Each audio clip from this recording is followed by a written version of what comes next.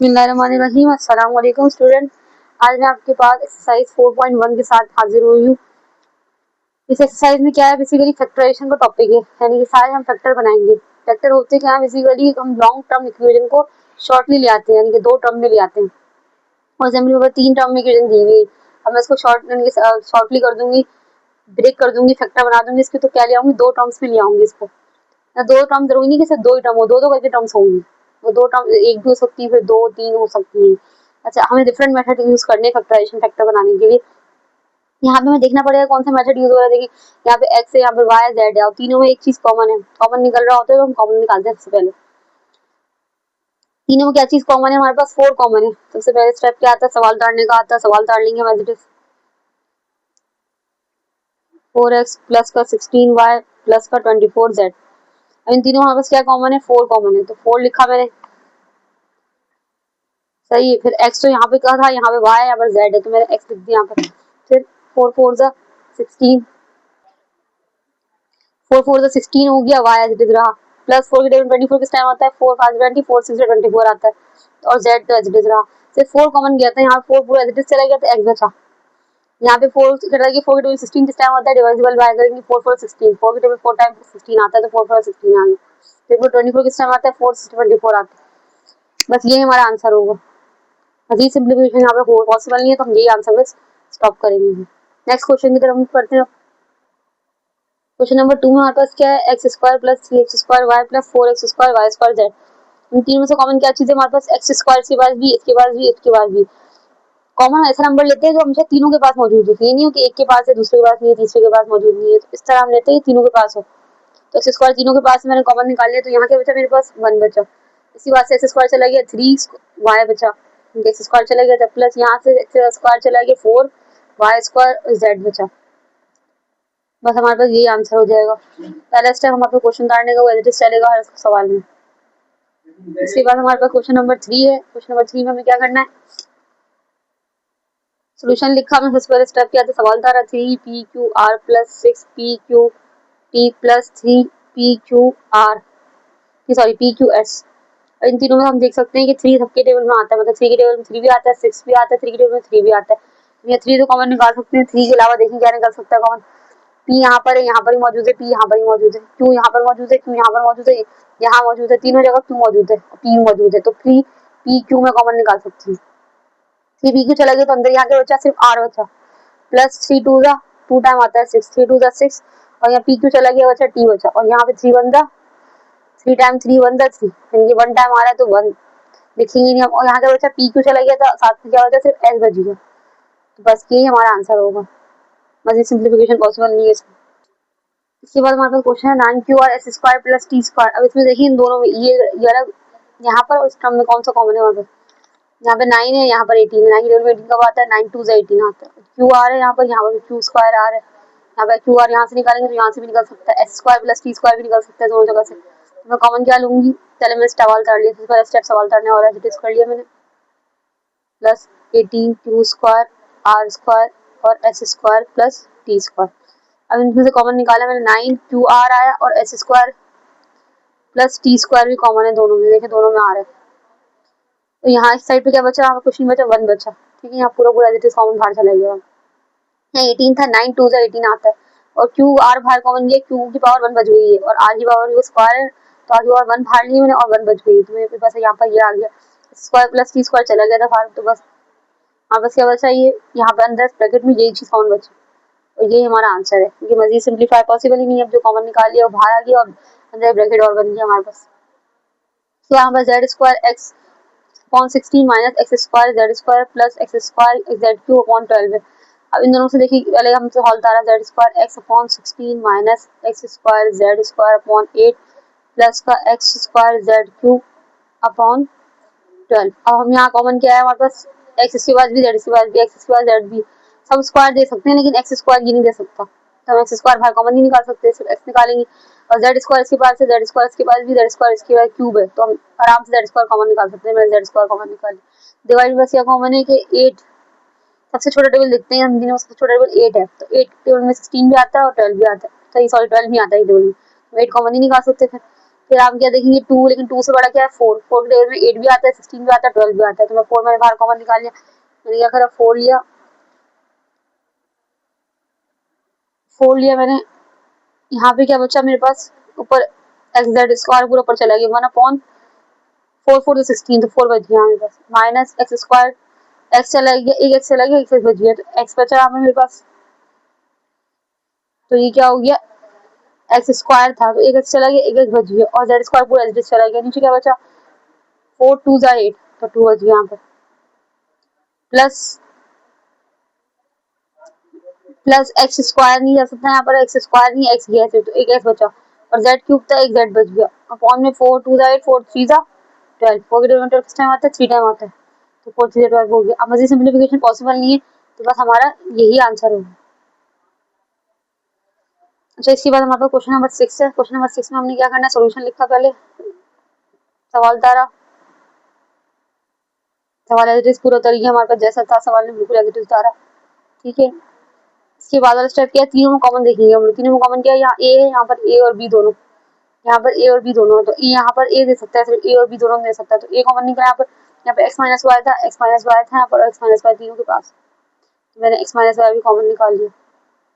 मेरे पास क्या बचा ब्रैकेट में, यहाँ पर ए था, एक्स माइनस वाई चला गया, यहाँ कुछ नहीं बचा, 1 बचा, माइनस यहाँ पे ए बी था, ए स्क्वायर है तो एक ए बचा, और बी तो बाहर गया है, बी बच गया, एक्स माइनस वाई चला गया था, एक्स माइनस वाई नहीं थी, प्लस यहाँ पे एक ए चला गया और एक ए बच गया, और बी स्क्वायर है। ठीक है, बी स्क्वायर तो बाहर हमने कॉमन नहीं लिया था, एक्स माइनस वाई चला गया, तो बस यही बचा मेरे पास अब आंसर में। मुझे सिंप्लीफिकेशन नहीं हो सकती इसमें, तो बस ये हमारा आंसर होगा। इसके बाद हमारे पास क्वेश्चन नंबर, इसके बाद हमारे पास पार्ट नंबर 2 है। इसमें फैक्टराइजेशन ही करनी, सारे क्वेश्चन बेसिकली सारे फैक्टराइजेशन के लाइन से, लेकिन अलग अलग मेथड यूज करेंगे। तो पिछले वाले सवाल में क्या था, 4 टर्म थी, 3 टर्म थी, कि दफा हमारे पास क्या है 4 टर्म थे, तो हम क्या करेंगे 2 में से कॉमन निकालेंगे, फिर 2 में से कॉमन निकालेंगे, क्योंकि यहाँ पर देखिए चारों में एक चीज कॉमन नहीं है।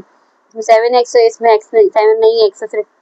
इसमें क्या है 7 z और z है, देखिए 2 टर्म में चीजें कॉमन निकल रही है और 2 टर्म में दोनों कॉमन चीजें, तो हम 2 टर्म की करके कॉमन निकालेंगे। सबसे पहले मैं सवाल लिखा 7x plus x plus 7z plus Z square. इसके बाद मेरे पास क्या है, इन दोनों में से कॉमन निकालूंगी, इनमें से कॉमन क्या निकाल सकता है, सिर्फ x निकाल सकता है। 7 इसके पास है, इसके पास नहीं है, इसके पास x है, इसके पास z नहीं है, x दोनों के पास है लेकिन सॉरी, इसके पास z नहीं है लेकिन x तो है, इसके पास भी x है, इसके पास भी x है। यहाँ पे क्या बचा 7 बचा, क्योंकि x चला गया था बाहर, प्लस यहाँ पे एक्स जेड है, तो x चला गया बाहर, क्या बचा z बचा सिर्फ, प्लस यहाँ पे दोनों में क्या कॉमन है हमारे पास, सिर्फ z कॉमन है, क्योंकि z इसके पास है, z स्क्वायर इसके पास है, तो हमारे पास सिर्फ z कॉमन निकलेगा। मैंने z निकाल लिया, यहाँ का बचा 7 प्लस यहाँ पे एक जेड बच गया, क्योंकि एक जेड बाहर चला गया था, एक जेड बच गया। अब देखिए ये दोनों ब्रैकेट सेम है, फैक्टराइजेशन में जब 2 ब्रैकेट होते हैं ना, उसमें अगर 3 ब्रैकेट बन रहा है ना, जैसे फॉर एग्जांपल मैंने इन दोनों को मिला के लिख दिया x प्लस जेड लिख दिया, इसके अलावा 2 ब्रैकेट और हैं, तो इन दोनों के ब्रैकेट जो ना हमेशा सिमिलर होना जरूरी होता है, मतलब सेम होने चाहिए, साइन के साथ सेम होने चाहिए। तो ये दोनों ब्रैकेट सेम आ गया, मतलब हमने सवाल ठीक किया और ये एक दफा लिख देंगे। सिमिलर ब्रैकेट को एक दफा लिखा, बाकी बाहर वाला टर्म और ये टर्म मिला के हमने एक दफा लिख दी। ठीक है, हर सवाल में इस तरह ही करेंगे हम। इसके बाद मेरे पास क्वेश्चन नंबर 2 है। इसके बाद हमारे पास 9a square 18ab square minus 6ac minus 12bc वाला क्वेश्चन है। इसमें हमारे पास क्या है, दोनों जगह से कॉमन हमारे पास क्या है, यहाँ पर देखिए क्या कॉमन है, 9 कॉमन, तो 9 भी कॉमन है, साथ साथ a स्क्वायर है, यहाँ पर क्या है, a स्क्वायर है, यहाँ पर a है सिर्फ, तो a तो निकाल सकते हैं हम लोग, और यहाँ पे क्या है b स्क्वायर, यहाँ b है तो b निकाल सकते हैं।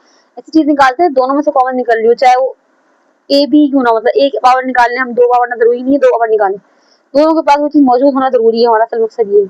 9 के रिवर में 9 वन टाइम आता है, तो 9 यहाँ पर कॉमन चला गया, तो यहाँ कुछ नहीं बचा, एक पावर बाहर चली गई थी, एक पावर बची सिर्फ, यहाँ पे क्या बचा 9 2 18 2 टाइम आता है, ए बी बाहर चला गया, सिर्फ बी बचा यहाँ पर। ठीक है, माइनस यहाँ पे इन दोनों में कॉमन क्या है हमारे पास 6 में 12, 6 के टेबल भी आता है, इसके अलावा सी कॉमन है, देखिए ए कॉमन नहीं है, तो इसके पास है, इसके पास नहीं है, सी कॉमन है, तो मैंने 6 1 का 6 होता है, और यहाँ पे बचा ए बचा सिर्फ, क्योंकि 6 भी चला गया तो सी भी चला गया था।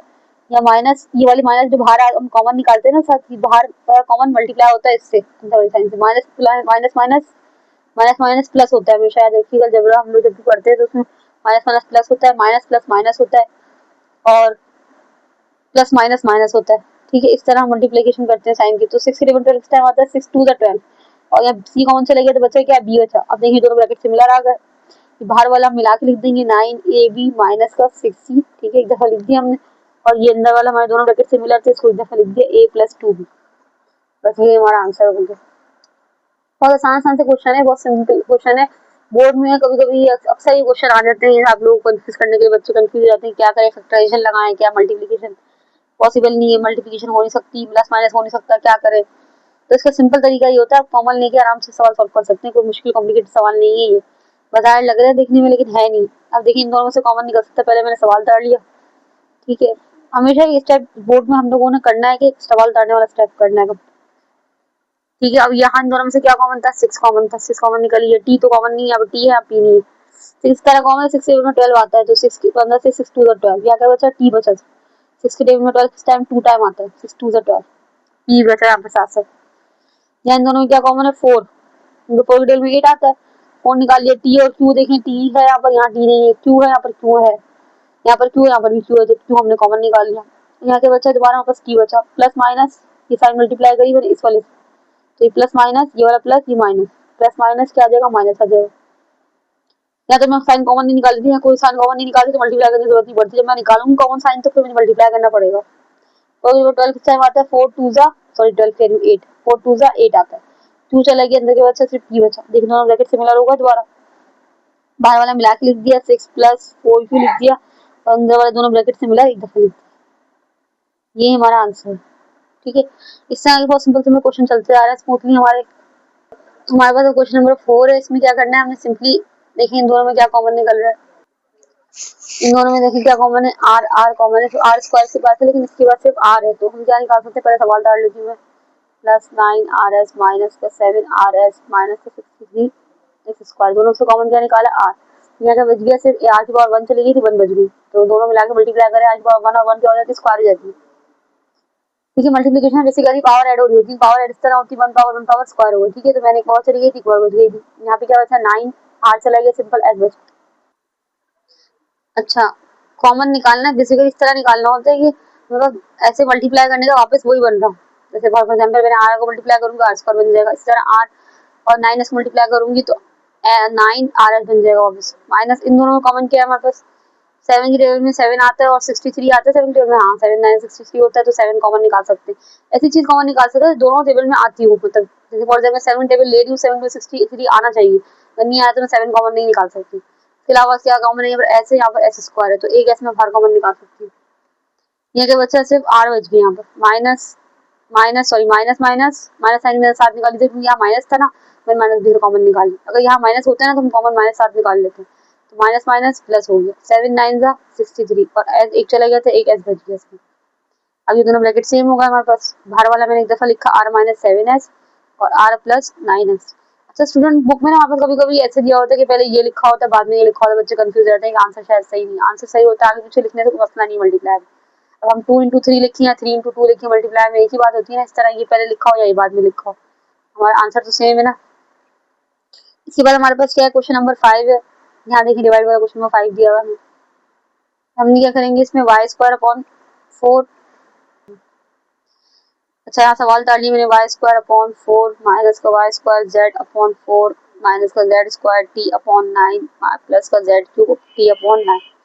अब देखिए स्टेप क्या है, कॉमन निकलने वाला स्टेप, अब और में 4 तो कॉमन निकल ही निकलेगा, ऊपर देखिए क्या है, कॉमन है वाई स्क्वायर है, यहाँ पे वाई स्क्वायर, यहाँ पे जेड स्क्वायर है, यहाँ पे जेड क्यूब है, तो इन दोनों से देखना है हम लोगों ने, इन दोनों से क्या कॉमन है, वाई स्क्वायर कॉमन है, तो वाई स्क्वायर लिख दिया मैंने, अंदर क्या बचा, यहाँ पर कुछ नहीं बचा, 1 बचा, क्योंकि वाई स्क्वायर अपॉन 4 चला गया, तो माइनस यहाँ पे क्या कॉमन चला गया, वाई स्क्वायर चला गया, जेड बचा, अपॉन में 4 चला गया, जेड नहीं, अपॉन में कुछ नहीं आएगा, माइनस इन दोनों में क्या कॉमन निकला, जेड स्क्वायर भी था यहाँ पर और यहाँ पे जेड क्यूब, तो जेड स्क्वायर निकाल सकते हैं आराम से, जेड स्क्वायर निकाल दिया, और टी एक था यहाँ पर और टी एक है, तो ये टी आ गया बाहर कॉमन, अपॉन में क्या है 9 दोनों के पास है, तो ये भी कॉमन में आ जाएगा।